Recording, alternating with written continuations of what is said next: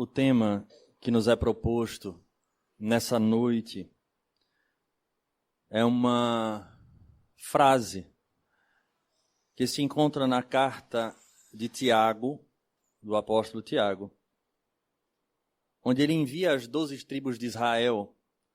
Se formos olhar historicamente, naquele período já não existia mais as 12 tribos, mas assim se encontra no início dessa carta. E em uma das passagens, no capítulo 1, versículo 22, ele diz assim: "E sede cumpridores da palavra, e não somente ouvintes." Eis o tema que nos é proposto à noite. E sede cumpridores da palavra, e não somente ouvintes. Mas, como é uma orientação que ele dá a essas tribos de Israel, não poderia ficar apenas nesse ponto. Tem um complemento essa frase.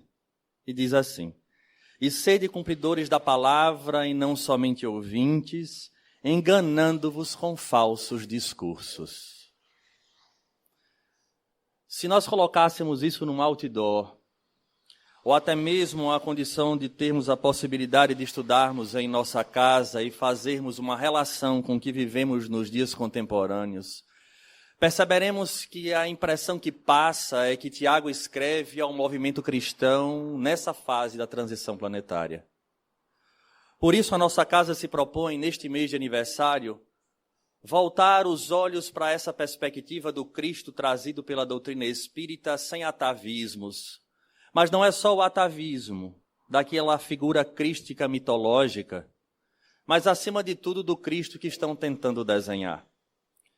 Para que possamos, então, entender e aplicar esta frase, nesses dias em que estamos vivendo, imersos nos grandes desafios, do qual já fora cantado no sermão profético que nós passaríamos, precisamos transitar um pouco no tempo e percebermos o papel do Cristo, do movimento cristão primitivo, e o que levou Tiago a trazer essa frase, e o papel da doutrina, e em especial dos espíritas, na sua classificação apresentada por Allan Kardec em O Livro dos Médiuns, quando ele, na classificação dos espíritas, ele coloca uma dizendo espíritas verdadeiros ou espíritas cristãos. Qual o nosso papel diante desse contexto que se apresenta quando somos convocados a de fato não sermos ou sermos cumpridores da palavra e não apenas ouvintes? Sabemos todos nós o papel de Moisés numa representatividade peculiar do cuidado da divindade para com todos nós, quando encaminha aqueles famosos mandamentos, do qual nos adverte desde cedo, na maioria deles, do que não deve ser feito. Não matarás, não furtarás, não prestarás falso testemunho, e a partir daí o não. Éramos ainda crianças, sem tanta maturidade, entrando em contato com o primeiro momento dessa orientação do qual vinha da espiritualidade superior. O cenário era um cenário daquele povo voltado à realidade do Egito, onde a sua população encontrava-se em contato com o politeísmo, do qual esse politeísmo falava diretamente aos desejos e às sensações mais comuns que aquele povo tinha.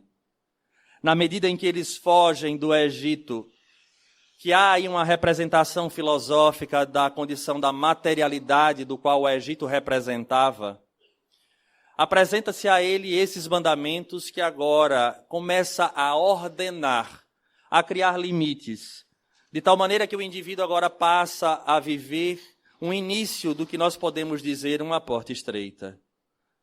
Adorarás ao Senhor teu Deus, e só a Ele prestareis culto, porque Ele, de fato, é o Deus verdadeiro. Está lá no primeiro mandamento. E Ele pune, porque Ele é Deus zeloso, na terceira e na quarta geração, aqueles que fogem a essa adoração. E aos nossos ouvidos, quando se fala a palavra punir, e a necessidade, ou melhor, desse entendimento de que Ele é o único Deus verdadeiro, nos dias contemporâneos isso causa talvez um choque, porque nós começamos a olhar de uma maneira mais ampla, percebendo esse Deus com inúmeros nomes, indiscutível. Não obstante, a sua lei não se negocia, a tal ponto que ele diz que aqueles que fogem à sua lei recebem uma punição na terceira e na quarta geração, o que para muitos ficava um entendimento rasteiro de que alguém equivocava-se, a terceira geração desta pessoa responderia pelo equívoco de 3 gerações anteriores. Isso imediatamente nos leva a questionar essa justiça divina, porque eu me equivoco e quem responde são os tataranetos. Ia ser ótimo, né? A gente escapa a geração. E a doutrina espírita, a seu turno, vem nos falar desse fenômeno que também é lei divina, que é a reencarnação, que frequentemente irá acontecer entre a terceira e a quarta geração. Ou seja, no processo em que a gente retorna, a gente sofre as consequências de termos fugido àquelas leis, e em especial essa lei do qual nós devemos adorar apenas a Deus. E essa ideia também rasteira nos acompanhou durante tanto tempo que nos preocupávamos nos processos dos louvores, mas a condição fundamental do adorar a Deus é respeitar as suas leis, porque Deus se manifesta pela própria lei. Então, quando se fala em adorar a Deus, é respeitar e vivenciar a lei. Estrutura-se, então, um povo que mescla com a sua própria religião, trazendo um conjunto de ritos, do qual esses ritos buscavam levar ao indivíduo a um processo de uma purificação, porque diante da lei que era apresentada havia uma mistura entre o que era divino, lei moral, e a lei civil, naturalmente, pela necessidade daquele período.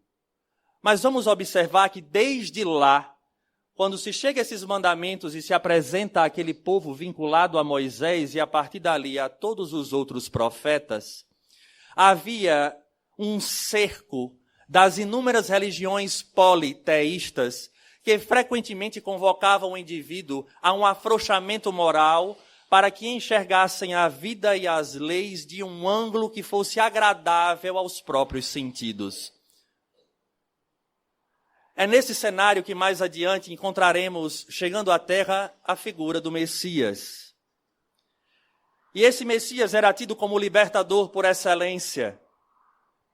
Esperava-se, de fato, um indivíduo que vinha à frente de um exército, que uma espada à cintura, que iria fazer com que o povo que agora subjugava os judeus fossem subjugados. Estamos falando de Roma em específico. Mas essa perspectiva de libertador ela é mais ampla, porque ele vem agora em nome deste Deus apresentando a paternidade divina, porque antes era o Deus dos exércitos, mas ele traz uma paternidade divina no qual este Deus Pai preocupa-se com os seus filhos, independente se eles eram da mesma origem, em termos de linha de crença, de raça, olhando para aquele período. Se era judeu ou não, não importava. O mais importante era, de fato, que eles entendessem que havia um Deus e que há leis que regem esse universo. E a partir dali, Jesus vai trazer no seu Sermão do Monte a síntese de todas as suas lições. Ele, judeu como era, conhecendo a fundo o Velho Testamento, indiscutivelmente ele, como uma peneira, separa o que era uma condição de uma tradição civil daquilo que de fato era as lições divinas dessas leis imutáveis. Importante que se diga. Indiscutivelmente, tornou-se inimigo do Estado. Mas esse Estado, não Roma como um todo, mas especificamente os próprios doutores da lei, aqueles que estavam à frente desse poder político-religioso, porque encontravam em Jesus um tom revolucionário, pelo fato dele mostrar um ângulo distinto. Não obstante, dizer de maneira enfática que ele não veio destruir a lei, mas cumpri-la, o que nos liga a um sinal de alerta para que voltemos os olhos àquelas leis de Moisés e percebamos que Jesus é um passo adiante, porque enquanto a lei de Moisés nos mostrava o que não fazer, Jesus de Nazaré agora, pegando o povo um pouco mais amadurecido, apontava nos dizendo o que deve ser feito. Primeiro, não fazer, e depois, o que fazer. E a partir dali ele traz aquela poesia: vós sois o sal da terra, vós sois a luz do mundo. não se turbe o vosso coração, não se ponha a candeia sob o alqueire. E a partir dali ele traz um sem número de lições que falam ao indivíduo que era sofrido, porque vivia sobre duas grandes exigências. De um lado a lei mosaica, do outro lado a própria lei civil, no sentido de estar vinculado a Roma, pagar os impostos e, enfim. Então eram extremos e encontravam em Jesus agora um roteiro. As pessoas, por sua vez, que se deparavam com a figura do Rabi, compreendiam a essência da lição. Não obstante, muitos que se encontravam com ele, ao perceber a essência e entendendo que era necessária uma mudança para segui-lo, nem todos o seguiam. Desse nós temos vários exemplos, dos quais 2 se tornam bastante enfáticos e emblemáticos para nós. Primeiro, aquele jovem rico que diz cumprir toda a lei. E o que é que lhe faltava para que ele de fato ganhasse a vida eterna? E Jesus diz a ele, sim, você vem cumprindo toda a lei, mas algo te falta. Vende tudo o que tens, dá aos pobres e segue-me. E relata o Evangelho, bem como Amélia Rodrigues, de que esse rapaz, ao lembrar das suas riquezas e da glória que o esperava dentro de alguns dias, porque haveria os jogos em Cesareia, ele havia se preparado para orgulho de sua raça, derrotar os romanos, ele dá as costas ao Cristo e diz que não tinha condições e o segue. É impactante porque nós que somos ou buscamos ser espíritas cristãos, que são aqueles que buscam entender e vivenciar essa doutrina, nos colocamos no lugar do jovem e às vezes invejamos como nós gostaríamos de nos deparar com a figura do Cristo frente a frente. E ele fazer um convite desse porte: vende tudo o que tens, dá aos pobres e segue-me. E a primeira reflexão que fazemos agora é essa: será que nós teríamos a coragem de vender tudo o que tínhamos e dar aos pobres? Eu particularmente, e agora sim, particularmente, uma opinião, não sei até que ponto o Cristo o exigiria, tal qual fizera Deus a Abraão em relação ao seu filho. Mas imagino eu que a grande função que o Cristo naquele momento teve foi mostrar ao rapaz que não era uma condição de obediência apenas exterior. Se ele de fato dissesse, eu vou vender tudo que tenho e dar aos pobres e vou agora, eu não sei até que ponto o Cristo deixaria, mas o objetivo do Cristo era mostrar em que patamar moral íntimo ele se encontrava. Porque a sua mensagem não se passa por uma condição de externalidade. Não são quantas vezes eu venho à casa espírita.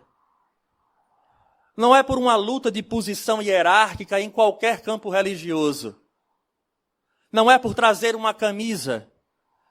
Não é por colocar uma Bíblia embaixo do braço.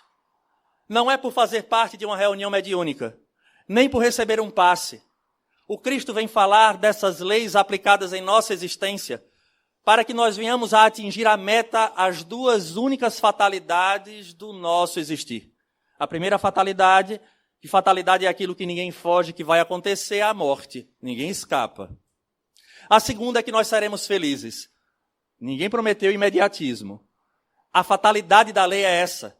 Porque a lei divina faz com que a gente vá e volte inúmeras vezes a depender de nós próprios, até assimilar a profundidade desta lei e enfrentar em nós um mundo que nos convida. O mundo convidava e o jovem partiu. Ele escolheu o mundo em detrimento da proposta de Jesus, do Cristo. Mas observe que ele dizia, eu sou cumpridor da lei. E Jesus afirma, de fato você é.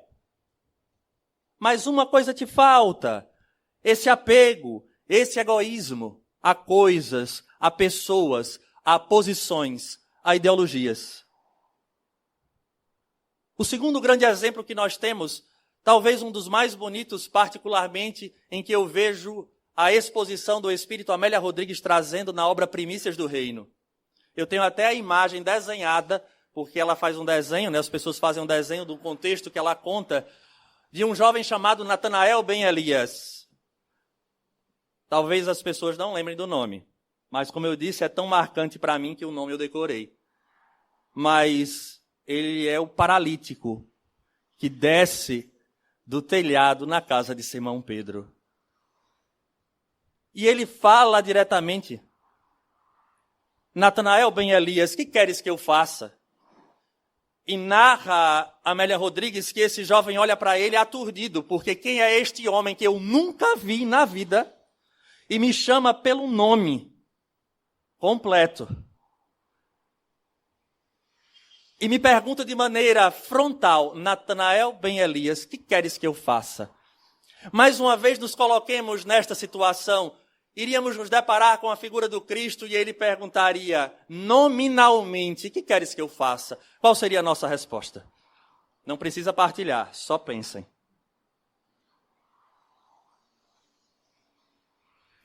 E Natanael Ben Elias fica nessa pergunta e ele responde ao pensamento de Natanael: Natanael, eu sou bom pastor, conheço as minhas ovelhas nominalmente. Eu estaria numa situação dificílima, digo aos senhores, porque minha mente gira a 1000 por hora. Eu ia pensar um bocado de coisa, ele ia ler tudo. Imagine você estar ao lado de alguém que está lendo a sua mente.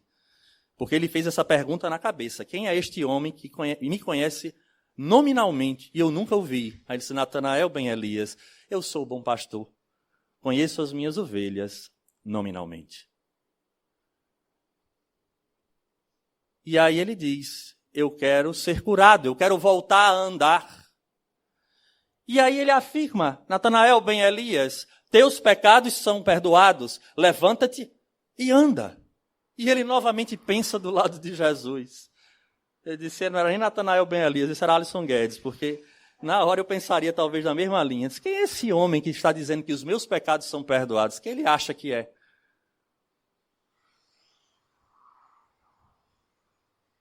E ele, mais uma vez, é enfático com o próprio Natanael. E ordena que ele, de fato, levante. E Natanael levanta. Natanael levanta. Ele continua as curas. As pessoas começam ali porque a cura do corpo é mais importante. Mas por que é mais importante? Porque é aquilo que nos dá a possibilidade de viver o mundo e as nossas sensações. Nós não refletimos nas dores que nos chegam, nos conflitos dentro do lar, nas limitações físicas e doenças que nos batem à porta, nos convidando a uma reflexão. Por que essa doença? Desta forma, neste órgão.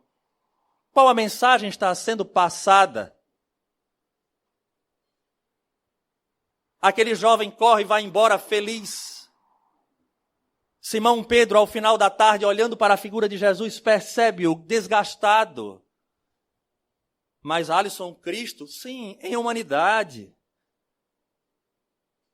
E Simão então encerra aquela sessão, entre aspas, de cura, leva-o para a parte posterior da casa, onde havia um tronco, segundo relata Amélia Rodrigues, frente àquele mar. Ele senta e olha para o horizonte, e Simão Pedro começa a observar aquela beleza transcendente e diferente ao mesmo tempo. E Amélia Rodrigues diz que Simão começa a olhar para ele e perceber os olhos marejados. E como curioso que era, só ele, né? Nós jamais teríamos essa curiosidade. Senhor, por que choras? E Jesus continua olhando para aquele horizonte daquele mar da Galileia. Senhor, choras porventura de alegria pela quantidade de curas que produzistes nesta tarde? As pessoas saíam daqui plenas e Jesus em silêncio. E obviamente que o silêncio cria um incômodo, né? Você fala com alguém, pergunta, a pessoa fica em silêncio e você começa a se incomodar. E Simão Pedro insiste. Até que em um momento ele rompe com o silêncio, volta-se para Simão e diz: Simão, não, eu não estou chorando pela quantidade de pessoas que saíram daqui saradas. Mas eu choro pela condição de Natanael ben Elias, que sai desta casa feliz, curado do seu problema de paralisia, e agora encontra-se numa taverna, com mulheres sentadas ao seu colo, bebendo, refestelando-se pelo fato de ter de volta a saúde. Eu agora o curei, mas posteriormente não poderei fazer mais nada por ele. Duas situações emblemáticas para cada um de nós, onde entramos em contato com o divino, com o sagrado e com as suas leis, mas o mundo nos convoca. E assim acontecera, não só com essas duas figuras que usamos para ser a base dos nossos exemplos, mas aconteceu isso exatamente no processo em que ele retorna à pátria espiritual, e aqueles indivíduos começam na casa do caminho a fazer prevalecer as lições do Cristo numa condição de uma transformação interior. Porque não pensemos que os apóstolos simplesmente mudaram de vida de uma hora para outra, mas foi um exercício, porque passaram parte da sua existência vinculados à lei de Moisés, da Torá. E o Cristo agora veio fazer essa distinção, então eles exercitaram, tendo como Jesus, como aquele pastor que depois os abandona fisicamente e os coordena da própria espiritualidade, para que eles desenvolvessem os valores do cristianismo nascente, nos mostrando o que significava passar pela porta estreita. A maioria das pessoas não eram cristãs. Esse termo nem existia. Quem dará mais adiante será Lucas. Mas o modus operandi e o modus vivendi daquelas pessoas chamavam a atenção de toda a sociedade. Quem eram aqueles homens do caminho que acolhiam indivíduos que eram colocados à margem pela lei. Era o comportamento que chamava a atenção. E nessa condição do comportamento começa a despertar, porque de alguma forma eles iam contrário à lei civil, trazendo até leprosos para dentro de casa, quando deveriam ser expulsos da comunidade.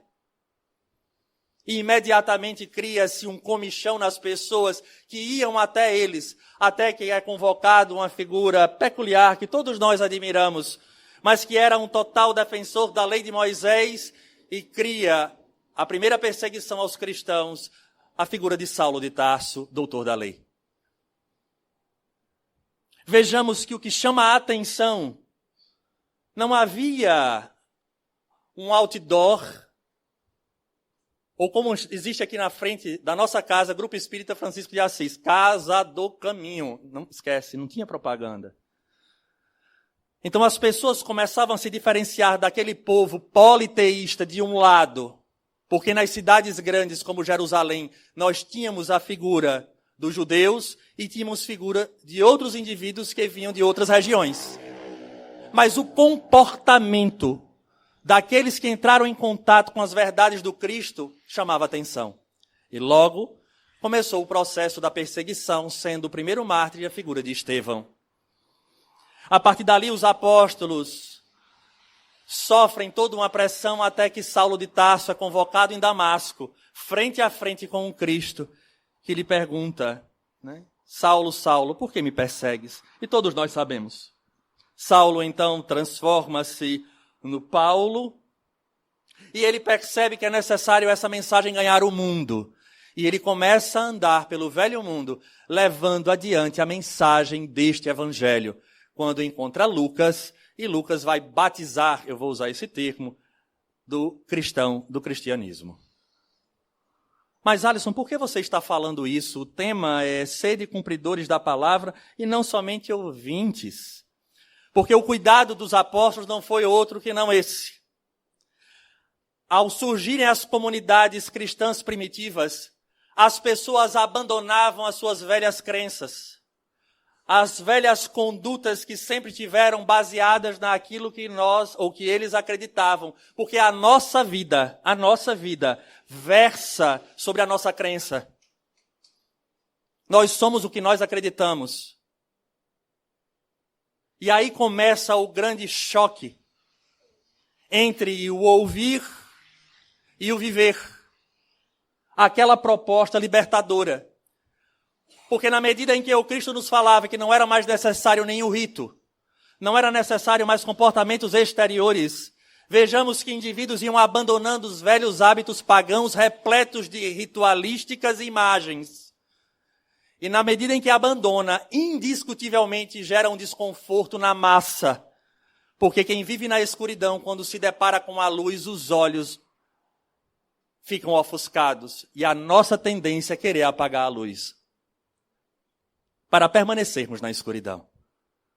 É exatamente esse o cenário. E Paulo, depois de preso, e os demais apóstolos começam a escrever para as comunidades, percebendo os problemas que haviam nelas. E aí Tiago escreve às 12 tribos, não só essa frase, mas um sem número de frases chamando a atenção que para aquele que conheceu o Cristo e que o adota como meta existencial, ele não pode ser do mundo ao mesmo tempo sendo do Cristo.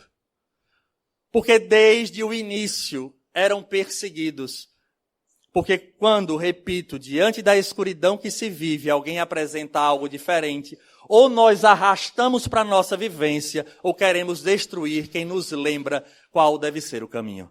A história inteira fala sobre isso. Então, eis o recado que Tiago deixa. Vamos dar um salto na história. Chegaremos na Revolução Francesa, onde a igreja é colocada em xeque, e aqui não estamos fazendo nenhuma apologia nem de um lado nem do outro, mas apenas mostrando que naquele momento, aquele processo de revolta trazia a condição da razão sobretudo, matando a figura de Deus e indiscutivelmente tudo aquilo que se vinculava a ele. O racionalismo surge fruto do iluminismo, que tem as suas características positivas, mas traz algo no mínimo questionável, quando tira a figura da divindade e coloca o homem como a centralidade e a medida de tudo que nos cerca. Esse Deus e as leis porventuras que eram apresentadas são deixadas de lado. E mais uma vez esse movimento cíclico acontece da perseguição. Os padres que eram encontrados eram executados, as tripas eram removidas e eram enforcados nas próprias entranhas.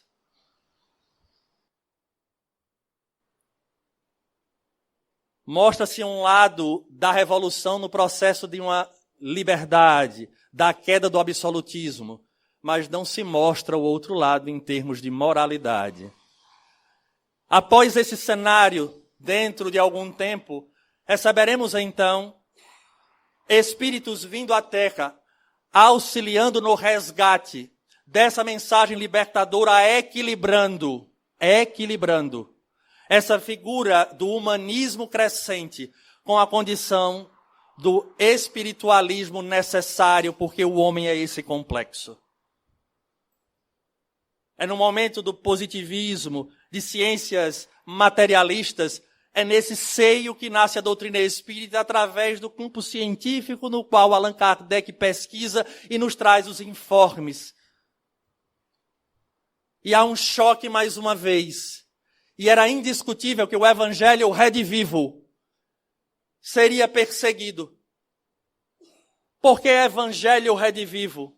Porque ele faz renascer os valores que haviam sido questionados e perdidos naquele período, do Cristo até ali. Então não há nada que vem do Cristo, assim como não há nada que vem dos mandamentos que deve ser perdido, porque é uma linha de continuidade. A diferença é que se o primeiro passo era o que não fazer, o segundo passo era o que fazer, o terceiro, que é a doutrina espírita, é o porquê fazer e como fazer.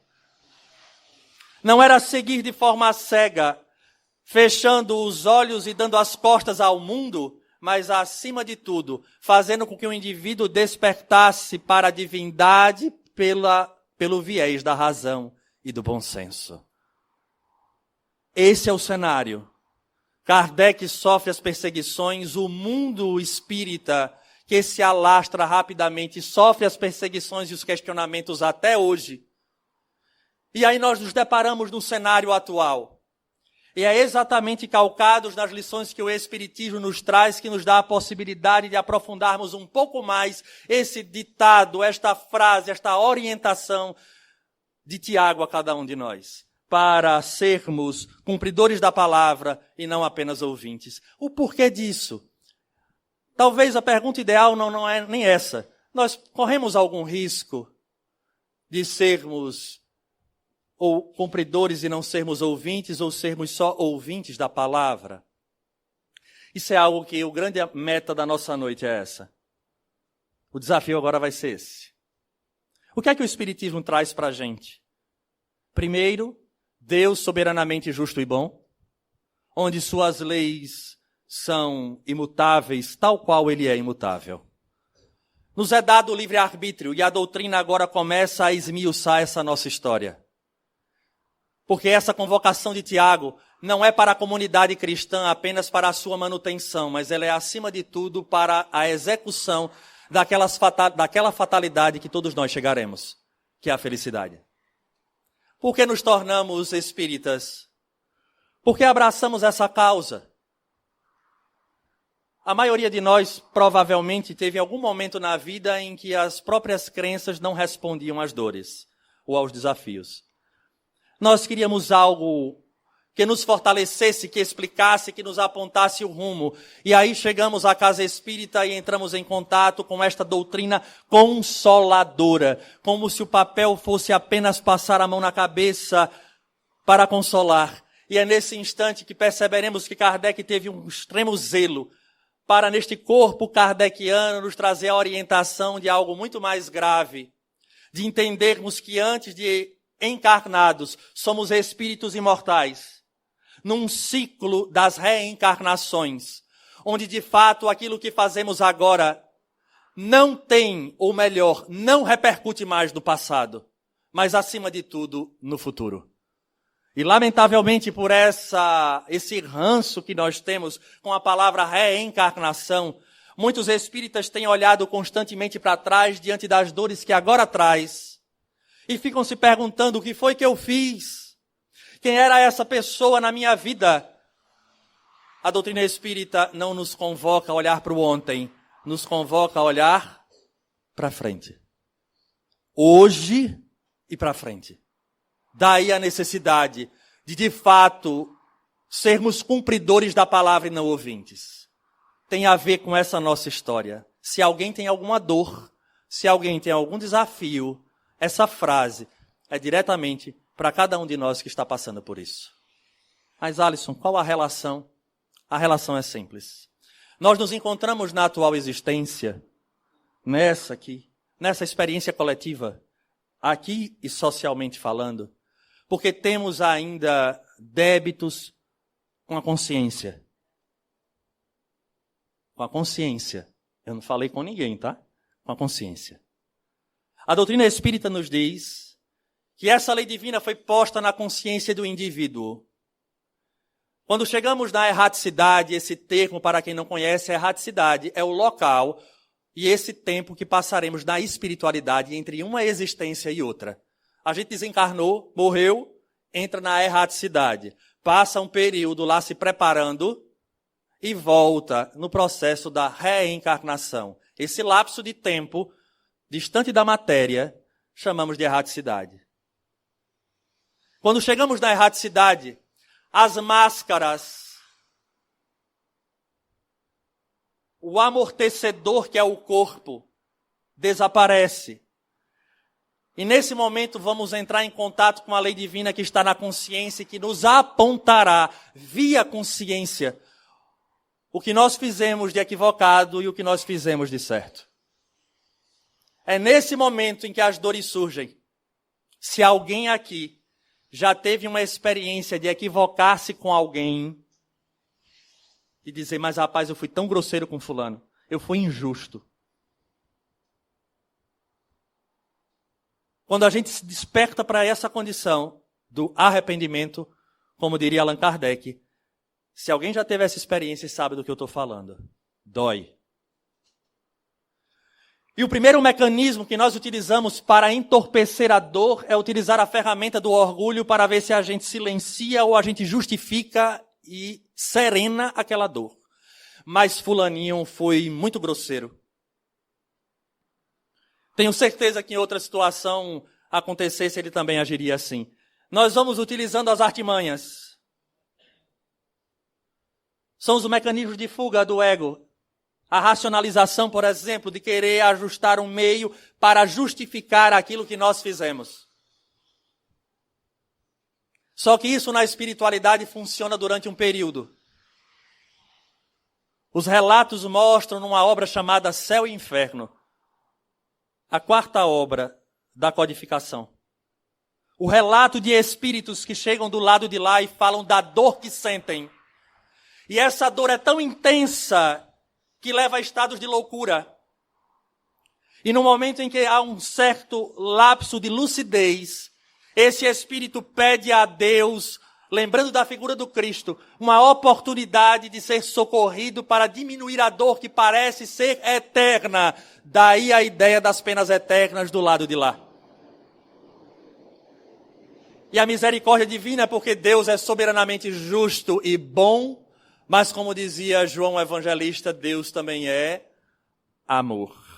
Mas não esse amor de hoje, pálido, ou que vale para qualquer situação. Não é esse o amor que educa, que dá ao indivíduo a consequência das próprias escolhas e faz com que ele agora entre em contato com sua própria dor e passe aquele período na erraticidade, preparando-se para voltar à terra num cenário perfeito, encaixado. E o mais interessante, com espíritos dando crédito a ele porque ele agora irá acertar. Essa é a nossa história. É um momento em que a gente mergulha na carne. Aquele corpo veio com problema físico, foi esse necessário diante dos equívocos do ontem, que você trouxe como herança. Aqueles que já nos conhecem há um tempo, eu brinco muito, são 3 irmãos, só um com problema renal, dava para dividir, não? A idade do Cristo, 33, tive que fazer um transplante, simbólico, né? Bastante simbólico. Quem gosta de numerologia, essas coisas. Nós espíritas não damos muita credibilidade a isso, porque acreditamos na lei de causa e efeito diretamente. Mas, enfim, foi esse o corpo. Não adianta reclamar. Deus errou, eu estava descendo, a terra girou, eu desci na família errada. Não, não vai. O GPS quebrou, não quebra. É divino, há um magnetismo, a lei de causa e efeito. Todos nós estamos vinculados de uma forma especial. E aí nos é dada uma nova chance, mas não esqueçamos, passamos por um preparo, e aqui chegou a hora da nossa maratona. Mas tem um detalhe, e que nós sabíamos, a melhor parte vem agora. Quando a gente passa pela fase da formação, no qual os nossos tutores deveriam compreender a responsabilidade que é receber espíritos que nos são concedidos para a conquista da nossa paz. E para tal, o ideal é conduzir esses espíritos a Deus, a tal ponto que o próprio Cristo dizia, deixai que venham as minhas criancinhas. Os pais relaxam, e o mundo convidativo envolve toda a estrutura de família. E os valores começam a ser questionados, e no cenário atual, replicando o mesmo cenário que vem desde Moisés, surge o relativismo moral. Não é um fenômeno contemporâneo não, tá? Sempre aconteceu. E as bases desse cristianismo sempre foram afrontadas. Sempre. Quer uma prova que sempre foi afrontado? Nós que estamos aqui. Porque se a gente tivesse cumprido, fôssemos cumpridores da lei, não estávamos. Aí nesse momento em que a gente chega na Terra, a Terra parece um grande parque de diversões, na maioria das vezes. E nos fala diretamente as nossas sensações. Porque aquilo que é bom é bom. Isso na perspectiva materialista. E Allan Kardec vai dizer, só há um inimigo do Espiritismo. Você até toma um susto. Meu Deus, uma doutrina que fala de amor, do Cristo e etc. Como é que pode ter um inimigo? Ele diz, sim, o inimigo da doutrina espírita, do espiritismo, é o materialismo. Mas o materialismo que é infiltrado em todas as áreas e que agora, segundo o relato dos espíritos superiores, utilizam desta ferramenta dentro das instituições religiosas para que essa porta estreita se alargue e os limites da moral cristã tornem-se pálidas, de tal forma que tudo é amor e tudo pode. Olhemos para as reencarnações de indivíduos que nós conhecemos que nos impactam, com problemas do corpo físico, problemas da mente. Se o amor fosse isso que estão trazendo para nós, ninguém reencarnaria assim, porque todos os equívocos seriam perdoados, entre aspas. Eles de fato o são, mas numa outra perspectiva para que o indivíduo amadureça intimamente e possa responder pelas próprias escolhas. Eis o desafio e o porquê Tiago avisa as comunidades que é necessário seres cumpridores da lei e não apenas ouvintes. Porque na medida em que nós somos ouvintes, nós passamos a eleger o que é válido do que não é válido. E em especial nós só elegemos aquilo que nos mantém na zona de conforto. Eis a proposta da doutrina espírita. Como disse Santo Agostinho em resposta a Allan Kardec, conhece-te a ti mesmo, percebe as tuas velhas inclinações. Manuel Filomeno de Miranda, ele vai além, e aqui surge até um convite para os presentes. Estaremos falando sobre isso amanhã de manhã, de 8h30 a meio-dia, que é um seminário, onde vai falar da influência dos espíritos na realidade dos trabalhadores espíritas. É um chamado de atenção. Este espírito Manuel Filomeno, como iremos ver, ele vai falar dessa situação, da forma com que esses espíritos atuam, nos convocando para uma vivência lá fora, mantendo a aparência da nossa crença.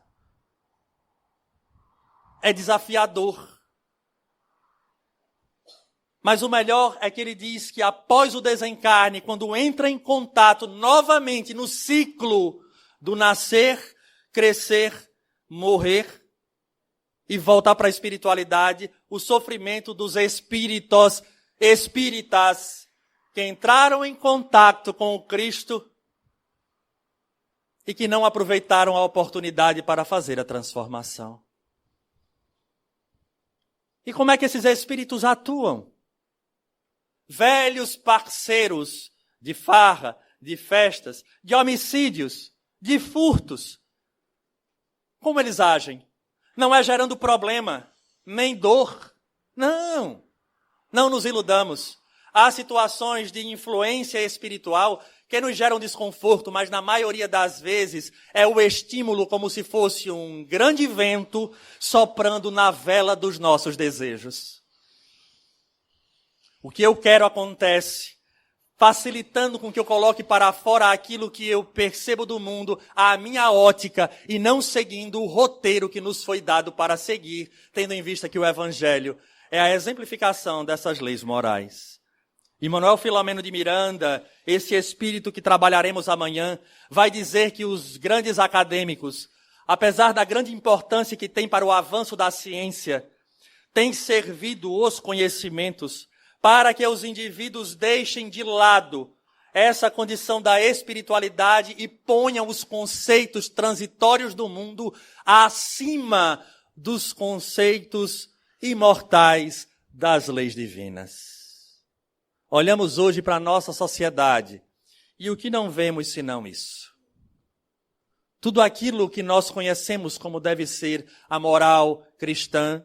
E é engraçado porque as pessoas, quando querem atacar o cristão, ele pega exatamente aqueles que faliram. E apontam e dizem, tá aí, é um cristão. Nós voltamos na história. Como se cristão fosse sinônimo de santidade, ou de espírito puro, como queiram. Mas não é essa a verdade. O que Tiago convoca para cada um de nós, lembrando o complemento da frase dele, e não somente ouvintes, enganando-vos com falsos discursos, mas há um convite enfático claro, para que cada um de nós não se deixe levar pelos argumentos que o mundo apresenta.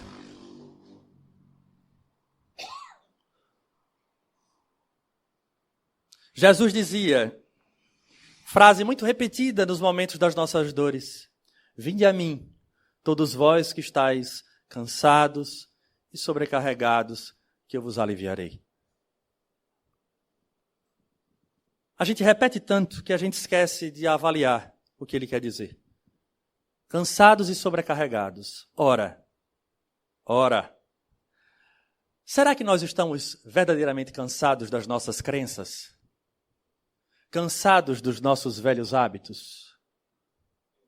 Ou será que a gente continua relativizando a nossa vida? Vende tudo que tens, dá aos pobres e segue-me. Deixe todas as noitadas de festa e segue-me. Deixa as vivências sexuais múltiplas e me segue. Deixa a maledicência e me segue.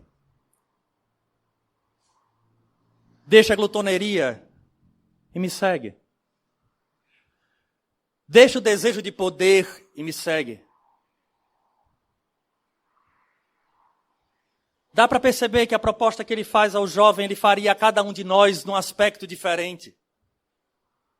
A pergunta, ou melhor, a orientação de Tiago era para que de fato nós venhamos a compreender que aquilo que ele traz, e a doutrina espírita especificamente, nos mostrando lei de causa e efeito, porque o complemento dessa história de Tiago é o seguinte: todo mundo, quando vive essa realidade, está em busca de algo.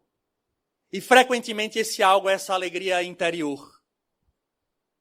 Ninguém passa as noitadas e farras e festas simplesmente porque quer, mas é em busca de alguma coisa, mesmo que inconsciente.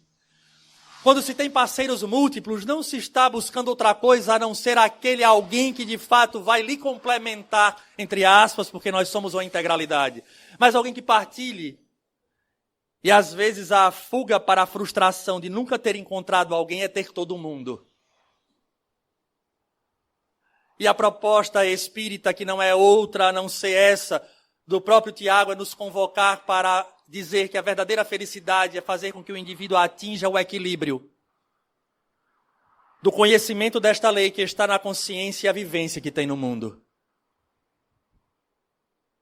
E para isso é necessário enfrentar novamente aqueles que nos perseguem, os circos que vão se levantar, a solidão na qual nós seremos atirados.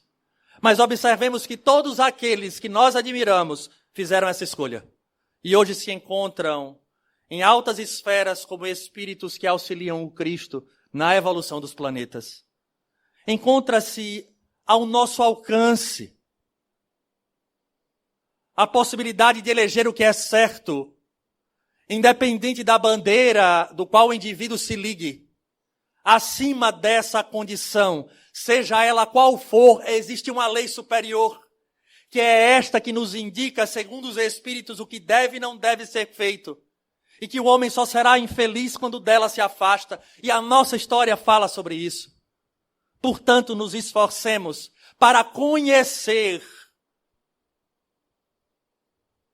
qual a proposta e a meta que foi traçada nessa lei divina para nós e fazermos o possível para superar as nossas velhas tendências que buscam nos manter nesse equívoco e o mundo que nos convoca a ela viver. Repito muito a figura do espírito Delfina de Girardin, essa mulher notável que colocou Victor Hugo em contato com o espiritismo. E ela traz a mensagem no capítulo 5 do Evangelho dizendo que o verdadeiro espírito cristão é aquele que age pensando nas consequências e não no fato em si, porque o fato ou o ato nos fala às emoções, aos desejos. E começamos a elencar as coisas e a eleger de acordo com o que é bom para mim agora. Tanto é que o que a gente ouve é só se vive uma vez. Eu vejo isso direto no Instagram. Só se vive uma vez. Mentira. Essa é a ideia materialista, que é sorrateira e que nos convoca a viver a vida ao extremo, até que nós iremos nos deparar novamente com a vida verdadeira ao chegar do lado de lá.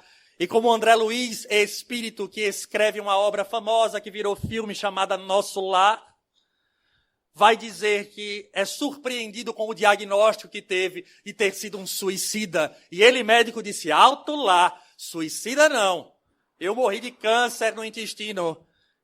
E doutor Henrique de Luna, que é outro espírito médico da colônia Nosso Lar, ao auscultá-lo, diz de maneira clara, passasses noites e noites de bebedeiras e festas, pulaste a cerca inúmeras vezes com relações extraconjugais, destruístes o teu organismo, e depois que ele narra um sem número de situações, André Luiz aos prantos diz, de fato, eu sou um suicida.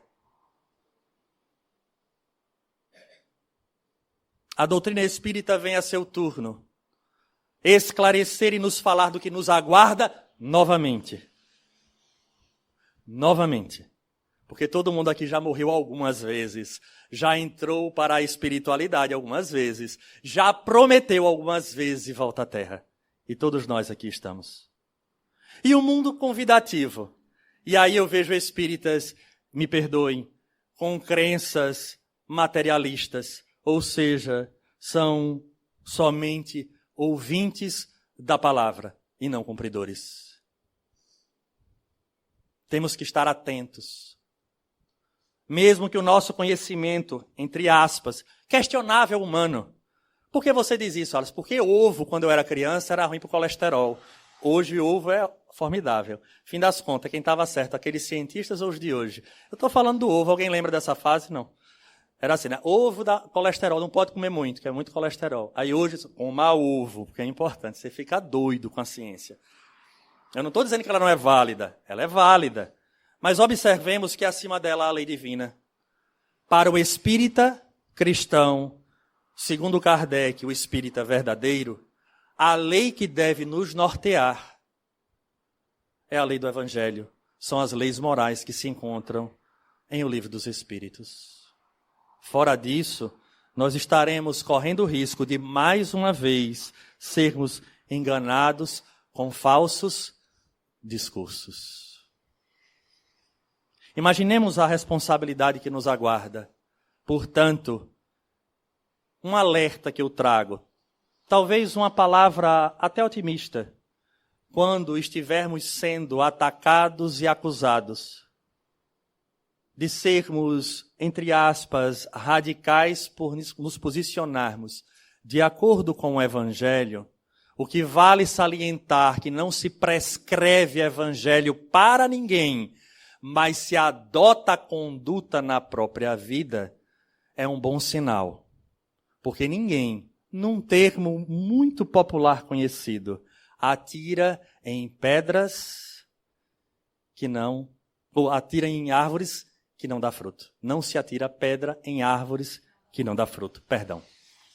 Então, se a gente estiver sendo perseguido, atacado, rotulado, cancelado, porque a nossa posição é a posição do Evangelho, tenhamos a certeza, estamos no caminho certo.